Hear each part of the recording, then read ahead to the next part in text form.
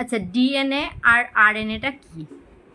DNA যার full form হচ্ছে deoxy ribo nucleic acid, আর RNA হচ্ছে রাইবো নিউক্লিক অ্যাসিড।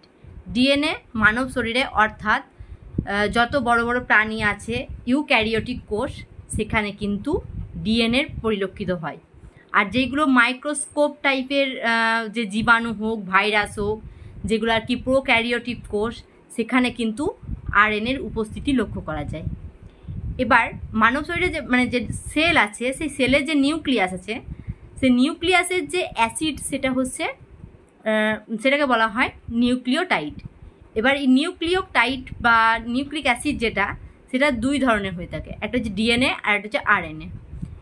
এই ডিএনএ আরএনএ অ্যাকচুয়ালি একটা সুগার টাইপস, কিন্তু এর মধ্যেও নাইট্রোজেন বেস টাইপ পদার্থ থাকে, যেমন অ্যাডেনিন, গুয়ানিন, থাইনিন আর একটা সাইটোসিন। এই চারটে পদার্থ কিন্তু ডিএনএর প্রপার গঠন। এবার এই ডিএনএ থেকে আমি যদি আরএনএ করতে যাই, তাহলে থাইনিনের জায়গায় আমাকে ইউরেসিল বসাতে হবে, তাহলে কিন্তু আরএনএ হয়ে যাবে। এবার ডিএনএ থেকে আরএনএতে যদি পরিবর্তন করতে হয়, সেটাকে বলা হয় ট্রান্সক্রিপশন। আর যদি আরএনএ থেকে ডিএনএতে ব্যাকে যদি আসতে হয়, সেটাকে বলছে রিভার্স ট্রান্সক্রিপশন, বা সেটাকে শর্টে বলছে আরটি।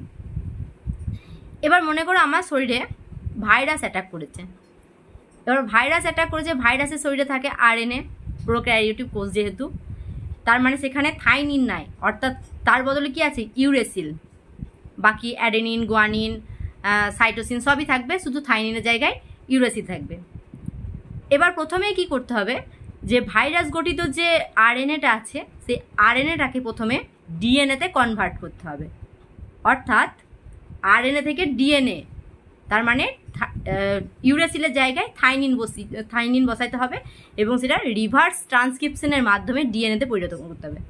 এবার ডিএনএ যেহেতু ইউক্যারিওটিক কোষের গঠন, ওখানে জিনের সমস্ত ইনফরমেশনগুলো থাকে। এবার যে ডিএনএ তৈরি হলো, সেই ডিএনএটা তো একটা বড় একটা চেন টাইপের, অনেকটা চেন টাইপের, বড় ডবল।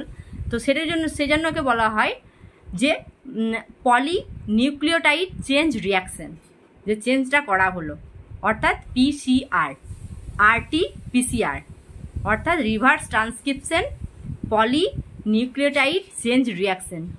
আর এই আরটি পিসিআর এই কথাটা কিন্তু যখন করোনা হয়েছিল, এই টেস্টটা কিন্তু প্রায়ই দেওয়া হতো, যারই তখন সেই সিমটমসগুলো ছিল করোনার, তাই কিন্তু প্রথমে আরটি পিসিআর এই টেস্টটা কিন্তু দেওয়া হতো। অর্থাৎ তাকে প্রথমে আরএন থেকে ডিএনএ করতে হবে।